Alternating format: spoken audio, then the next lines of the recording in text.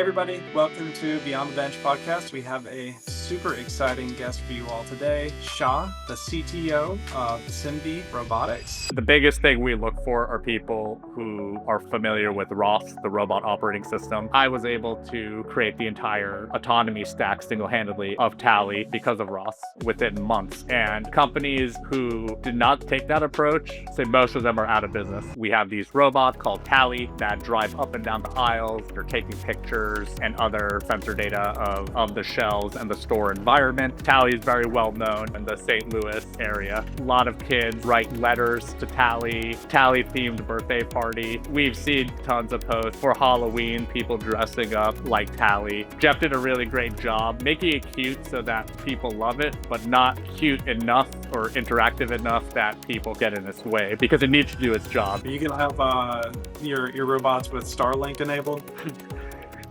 Yeah, I mean, Hi everybody, welcome to Beyond the Bench, where we discuss taking hardware through production and the stories along the way. My name is Bill Brock, CEO of Peridio, the ecosystem for building and maintaining advanced embedded products.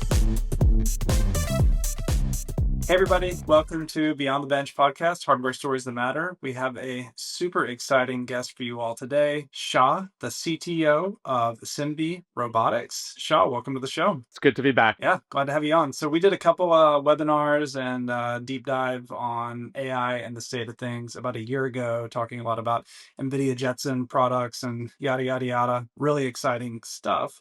But I always enjoyed our conversations, and I'm excited to have an opportunity to just go one-on-one about what you guys are doing, your background, and yeah, all the things. So thank you for coming on. My pleasure. Yeah, so tell everybody a little bit more about Simbe. What do you guys do? Sure. So Simbe is a retail intelligence company that uses robots and AI to perform inventory in retail stores. We have these robots called Tally that drive up and down the aisles. They're taking pictures and other sensor data of the shelves and the store environment. Simultaneously, that data is being uploaded to the cloud, where our computer vision pipeline is processing all of it, digesting it, and then eventually, creating analytics that are used by our customers, the retailers themselves. The retailers get that data on their handhelds in the store, as well as through our web application, and they use that information to make decisions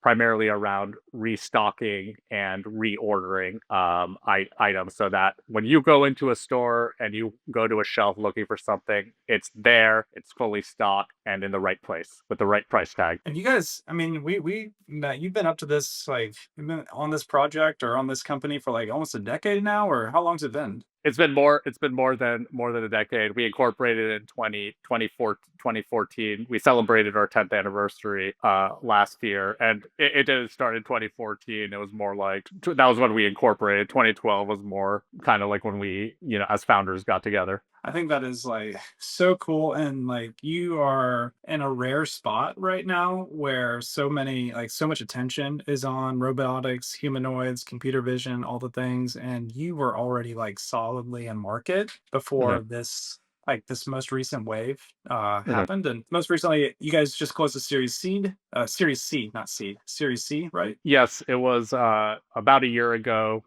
We raised a $50 million round led by Goldman Sachs, and yeah, we've been rapidly growing since. And what's that last year been like for you? It's been very exciting. The size of our company has tripled as a number of employees. So it's a totally different world for us.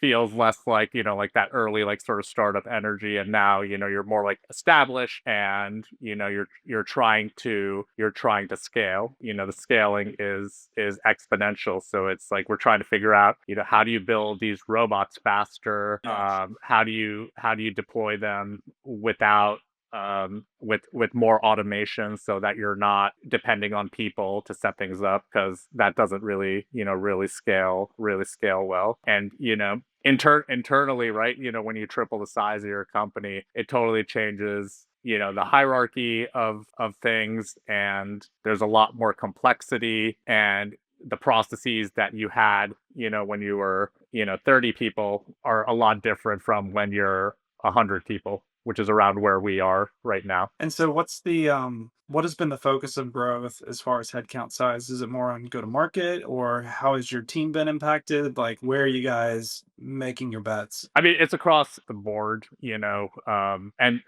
it's both engineering and it's the commercial side of things. More sales, more marketing, more engineers, more managers, a lot more complexity. And so on the engineering side and product side, what have been some of the bigger changes over the last year? I know, like the thoughts about manufacturing, provisioning, deployments. I'm sure there's been some growing pains there. Anything else? Like, actually, let's talk about that. So, like, actually getting these products to the field, what have you guys had to do? I'll give you an example. When we deploy a robot into a store, traditionally, we would ship the robot to the store and we would send somebody there from our field operations team to unbox it and set things up. Now we're getting to the point where that doesn't scale. We have to send it and they need to open it up and they need to set it up and instead. So we've had to like simplify things and we've made things very simple where you take it out of the box, it comes with a robot and a charging dock. You plug in the dock, you push the robot on the dock, and that's sort of the end of the integration from the perspective of the customer, where then it automatically connects to the internet, and our remote team manages it. And it's interesting like how many details go into it. For example, like we had to redesign the box that we shipped the robot in because a lot of people were opening it wrong. Or damaging the box, even though the box is made from cardboard and foam. It's intended to be like kept around so that if there happens to be some kind of a problem, it can be shipped back. And people were throwing away the boxes, so we've had to do things like that. It's really funny. I mean, you guys are like hardcore AI robotics company, and CTO is getting consulted on boxes. I mean, it's just Uh, like oh, the physical it was world. nothing to do with me. That's Okay. all of our manufacturing uh, uh, team. But I did dog food that myself. I've deployed many of the robots myself, and I myself incorrectly opened the box, and the first couple I chucked the box, and then I was told I was not supposed to do that, and then they started putting stickers on the box saying do not discard. So yeah, it's all these little details that make a great product. And how is the like onboarding for the customer on the back of office work? I mean, I know we talked previously about so much of the like engineering lift initially was like inventory management and like align, like you guys walk the aisles, you do inventory checks, you got to like align things, help with purchasing. So yeah, what's the like customer onboarding experience there? Yeah, so we have like most, companies say, we have like a dedicated customer success team and, solutions team who works with every retailer to train them on the tools. And also every retailer is different, their needs are different. Some are bigger than others, and there's a lot of customization, that goes into it, across the stack.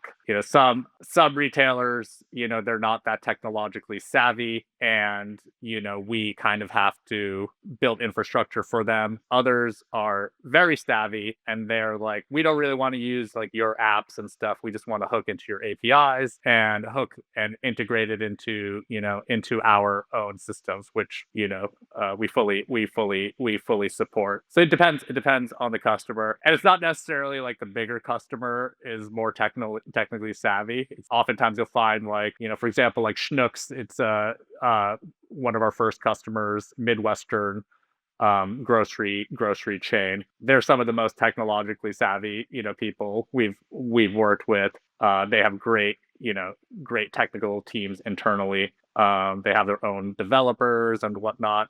And then you have other like larger retailers, and they don't even manage their own network. They've passed that on to AT&T or whoever. Yeah, it varies a lot. And what is like your sweet spot? Like big box retail, middle tier, mom and pop, like Am I going to see a Simbe at the gas station? Yeah, that's a great question. So, our approach when we started was working with sort of like mid-size retailers, like regional grocery stores, because those folks tend to be easier to work with than what we would call like a tier one, sort of retailer, like, your, Walmart's, Targets, Kroger's, Albertsons, those kinds, Home Depot, those kinds of folks. And um but our technology applies to all retail stores. Right now, we aren't putting Tally in places like, gas stations, 7-Elevens, and whatnot. We're working on new products for that form factor, that I can't talk much about. But right now, we're sort of not working with those. We're more focused on like the mid-size to large size sort of retailer. And it's, most of our business traditionally has been grocery stores, but we also have been moving into other places like club stores. Club stores are like those kind of places like, Costco, Sam. Sam's Club. Yeah. We're starting to move into places like hardware stores, apparel stores, as well. We have an optional capability in our robots for RFID. So a lot of places like apparel stores, RFID makes more sense there, or is used in conjunction with our traditional vision based scanning. Cool, cool. And this is like a fast moving space. You have an existing fleet, existing deployment, probably presumably multiple models, but things are changing right now. And yeah, Nvidia just rolled out the Titan. It's got like 2100 T flops, tensor flops of performance, which is crazy. But yeah, like what of the fast moving stuff that's happening right now, what have you been able to incorporate? How is it changing your product? And how are you thinking about like improving the customer experience with some of these latest AI advancements? Yeah, so we do use NVIDIA computers on board, and obviously, they have the best GPUs for running neural networks. One of the big changes I would say to our architecture over the years has been moving more of the processing away from the cloud, and locally to the edge. And so our robots are continuously getting more powerful computers so that we can run a lot of our models on board the robot instead. And this is for a few reasons. One, it's like a cost savings sort of measure. Cloud computing can be very expensive, and we're trying to always reduce the cost of the product. Yeah. The other issue is network bandwidth. And this is one of the things that kind of surprised me. Like, back into 2014, around when we started, the thought was that everybody's going to have super fast, gigabit Ethernet, and that that ended up not being the case. You thought everybody was like 5G is going to replace broadband. It's going to be super cheap. I think 4 presidents have promised, rural broadband. We still don't have rural broadband. You can have your robots with Starlink enabled. Yeah, I mean, it may end up coming to that at some point, but it's been shocking, especially in the U.S., like just how a lot of places just giving you like 3 megabit upload speeds, and that doesn't really work well When your whole thing for is for scanning for our shelves. yeah, Yeah. exactly. So we've been pushing more compute, into the robots themselves. Yeah, running these models that we use for performing shelf inventory. But one of the interesting things as well is that, we're also now running models for the actual robot autonomy, itself. So, we're now starting to do things like running models for classifying things in the environment so that the robot has better context. For example, we, have things for classifying people, shipping pallets, carts, dogs, things like that. and we can now adjust the behavior of the robots to take those classifications into account. In the earlier days, a lot of people would feel like Tally is like impolite, where it's kind of getting in their way. And now that we're able to run these models, we're able to create much better behavior where Tally avoids people better, gives them more space. It knows when something is, a dynamic obstacle, like a person versus that's a shipping pallet. That pallet's probably going to be Yeah, there it for a is. while. It's going to be there for a while, so I better not. I'm going to just avoid that, and I probably won't be able to come back to that area at least during this current scan time. Maybe the next scan, sure, but not, probably not right now. So those are some of the things we're doing with this improved compute capability and ability to run models locally. What do the dogs think? Has there been any fun pet stories there? Or is it... I mean, yeah, I mean, dogs usually are pretty rare in stores, with the exception of service dogs or people who insist their dog must go with them everywhere they go, and they don't care about the rules. But more, it tends to be pretty rare. We have lots of dogs in our office, so the reaction often is pretty mixed with them. I think they're most shocked that there's like it's moving, but it doesn't really have like a smell to it. So I think that confuses them a lot. Caitlin posted something on LinkedIn just this week about people's impression of the robots in stores and how there's like people are even more excited than ever to see these around. So anything to share on that? Yeah, um, and credit to my co-founder Jeff G, who's our chief design officer. He was the one who designed Tally, and Tally is a very beautiful robot, and it's designed in a way that it's accepted in the store environment. When people see it, they're not like scared by it, and it's actually beloved by people, children, and there's like kind of like a cult following, sort kind of going with Tally at places like Schnucks, which was our first scale customer. Tally is very well known, in the St. Louis area. A lot of kids, will write letters to Tally. Yeah. Uh, there was this kid. I think a month or two back. I think he was like only like 3 years old, but he loves Tally, and he had a Tally themed birthday party.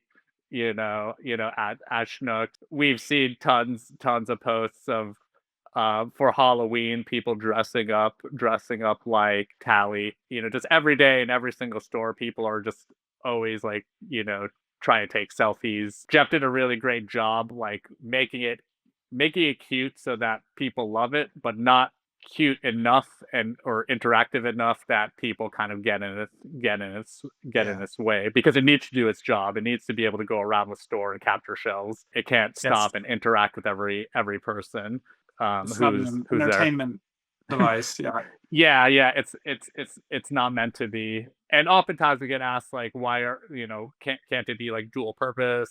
Can't it be like also like a concierge and interact with people? And it's like it won't be able to do its primary task of scanning the stores, which is really at the end of the day what the retailers aren't paying us for Tally. They're paying us for the analytics and recommendations that we provide to make their store run better. Have you had to make any major hardware changes to take advantage of these new models on device, or were you able to? You were already pretty well equipped with the GPUs on there to run the improvements. Yeah, so I mean Tally, we try to make it look like the same, but we've had many versions of Tally, over the years. I forget the total number, but I think we're now like on the ninth or 10th generation Oh of wow. Tally, and every Tally, has improvements with sensors, with compute platform and whatnot. And as I mentioned, since edge processing has become more important, we've had to also improve the onboard computers, and computation takes power. So it's also made us integrate newer batteries, newer battery chemistries, so that we can still get the same amount of scan time while also supporting these additional sensors and vastly increased compute. Cool. Where tripled the company this year. Engineering team headcount grew by a lot, I'm sure. Where are you looking for talent right now? Are you trying to pull people out of Tesla? Like, what's the skill set that as the engineering leader, you're looking for? It depends. Um, I wouldn't say we're particularly trying to poach from like a specific company, but obviously, having people from those companies can be very valuable as there's a lot of overlap with the kind of, with the kind of work that we do. It depends on if we're talking about like the robotic side of things versus the computer vision side of things for our processing pipeline. For the latter, we're looking, mainly for people, who are very well versed with machine learning models, particularly vision based models. And luckily that's now become a big part of every university curriculum, for, computer science and related sort of fields. On the robotic side, the biggest thing we look for are people who are familiar with ROS, the robot operating system. For those who are not aware of ROS is sort of a middleware used by roboticists that comes with pre-baked components that are used in robotics, like things like sensor drivers.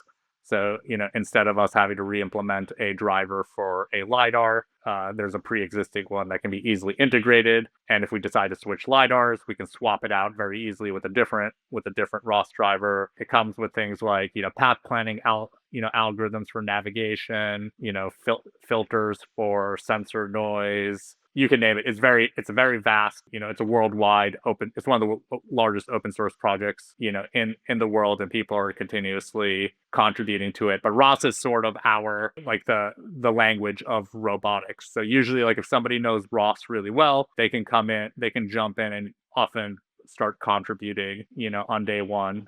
And ROS has also become a standard part of university curriculums now as well. So, most people who are interested in robotics and are graduating, they've already done ROS, either in school or during one of their, one of their internships. Have you experienced any scaling challenges with Ross, or has it been, are there anywhere that you've had to like reach outside and just go direct to the components yourselves, or are you able to run pretty full stack Ross?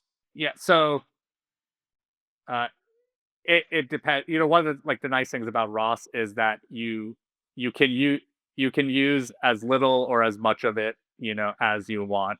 A lot of components work for us. A lot of components don't. And, a lot of, I've heard from the opinion is mixed across like the robotic space. There's companies that are just like everything is ROS based, and then there's others who are just like ROS does not work well for us. It doesn't have the right performance, or it's too overcomplicated, and they often roll their own. At the end of the day, we always try to use open source components wherever possible, whether they're ROS or not, because we don't want to reinvent the wheel. We don't want to waste cycles doing something that somebody has already done. Other people are maintaining that code, fixing bugs and whatnot. So that's the biggest thing, using open source. But yeah, I would say there's pre-made components in ROS. Some of them don't work for us, and instead we've created, our own components that do use ROS underneath, at its foundation. Some of them we've even open sourced and are used by the community as well. And that's the beauty of ROS, where if you create something new that doesn't exist in the ecosystem, you can publish it and other people will start to use it. And then they're going to file bug reports. Some of them are even going to file pull requests for fixes or new features that are out there. But whatever domain you're in, if you're not using open source by now in 2025 and you're trying to roll everything, you have like a much lower probability of success. And Yeah. when we started Simbe, there were three co-founders, and I was the only one, who could code, who was the expert in robotics, and I was able to, create the entire autonomy stack single-handedly of Tally because of ROS within months, rather than years. And companies who did not take that approach, say most of them are out of business. Yeah, so you're one of Oh, few that have gone through the last 10 years and made uh, it to market. yeah, yeah. And I would say that's true of most successful robotic startups. Almost all of them use ROS wherever possible. And sometimes it's also like a good just starting point. And it's like it gets you something, and then you can kind of start replacing components as needed if you need, better performance or a lower memory footprint or something else that the core ROS tools don't provide. Nice, nice. Hard pivot, and we're not getting to a third of what I wanted to cover today, but I seem to remember seeing pictures of you as a DJ. Is that correct? Am I making this up?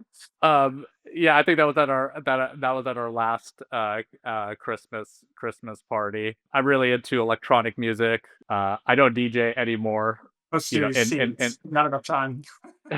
yeah, yeah, not enough time, but I do for fun. In my home, I still have my decks, and I often will. It's a way to relax, just like some people play the piano. I'll mix. It's an art form. I also love producing electronic music. It's terrible. Don't listen to it.